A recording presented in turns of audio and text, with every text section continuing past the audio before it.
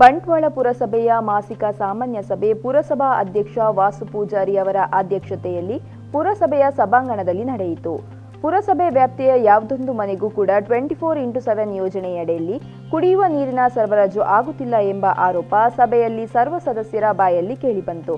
Filter ಮಾಡದ ಕುಡಿಯಲು ಯೋಗ್ಯವಲ್ಲದ ನೀರನ್ನು ಮನೆಗೆ ಸರಬರಾಜು ಮಾಡಲಾಗುತ್ತಿದ್ದು, ಇದರಿಂದ ಜೀವಕ್ಕೆ ಹಾನಿಯಾದರೆ ಪುರಸಭೆ ಹೊಣೆಯಾಗುತ್ತದೆ ಎಂದು ಸದಸ್ಯರುಗಳು ಎಚ್ಚರಿಕೆ ನೀಡಿದ್ದಾರೆ. ಕುಡಿಯುವ ನೀರಿನ ಸಮಸ್ಯೆ ಪರಿಹಾರವನ್ನು ಕಂಡುಕೊಳ್ಳುವ ದೃಷ್ಟಿಯಿಂದ ಪುರಸಭೆಯ ಸದಸ್ಯರ ನಿಯೋಗ ಮುಂದಿನ ವಾರ ಜಿಲ್ಲಾಧಿಕಾರಿ ಭೇಟಿ ಮಾಡುವ ನಿರ್ಣಯ ಮಾಡಲಾಗಿದೆ. ಇನ್ನು ಬೆಂಗಳೂರು ಅಧಿವೇಶನದಲ್ಲಿ ನಡೆದಿದೆ ಎನ್ನಲಾದ ಯತ್ನಾಳ್ ಚೀಟಿ ವ್ಯವಹಾರ ಬಂಟ್ವಾಳ ಪುರಸಭೆಯಲ್ಲಿ ಟ್ರೋಲ್ ಆಯಿತು.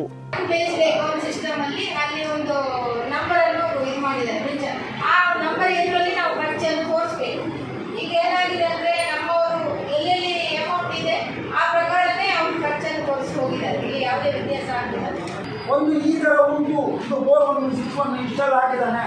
ತಾಲೂಕು ಆಫೀಸು ಕಂದಾಯ ಇಲಾಖೆ ನಿಷ್ಕ್ರಿಯತೆ ಇದನ್ನು ಎಂದು ಕಾಣುವುದು. ಅವರ ಮೇಲೆ ಆಕ್ಷನ್ ತೆಗೆದುಕೊಳ್ಬೇಕಂದ್ರೆ ಬಿಡುವುದನ್ನು ಬಿಟ್ಟು ಬಂಟ್ವಾಳ ಮುನ್ಸಿಪಾಲಿಟಿ ಸಾರ್ವಜನಿಕರು ದಾನ 1 ಕೋಟಿ ನಾವು ಬರ್ತೇವೆ. ನಾವು ಕೊಡಲಿಲ್ಲ. ಸರ್ಕಾರ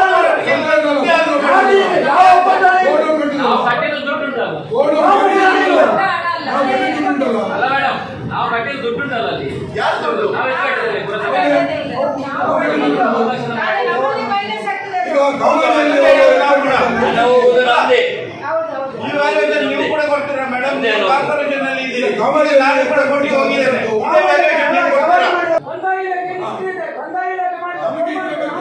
ಮಾಹಿತಿ ಬೇಕು. ಯಾರು ರೇಟ್ ಫಿಕ್ಸ್ ಮಾಡಿದ್ದು?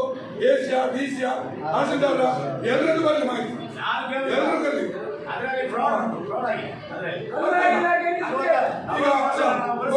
ಇಲ್ಲಿ